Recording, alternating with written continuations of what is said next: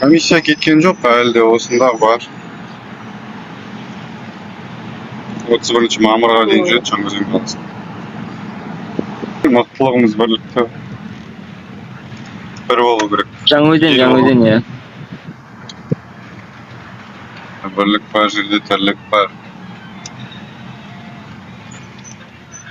Алынбайтын қамал жоқ. Енді заң жоқ деп үндемей отыра бергенімізде бір түні ғой, апа. Рахмет. Ниетіңізге. Кім қуаныш? Заң жоқ деп тағы да 30 жыл бедалай болып өмір сүреміз ба?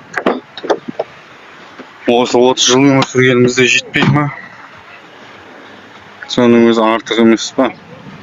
2011-де де 7 ай тұрған мұнайшылардан шешім болды ғой.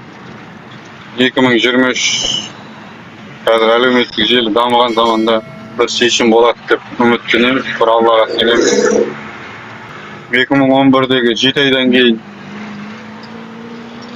ереуілдің рекордын артынан біздер еріп келе жатырмыз. 2011-де 7 ай тұрса, біздер 2 айға жуық. Дұрыс айтасың, иә, қатып қалды.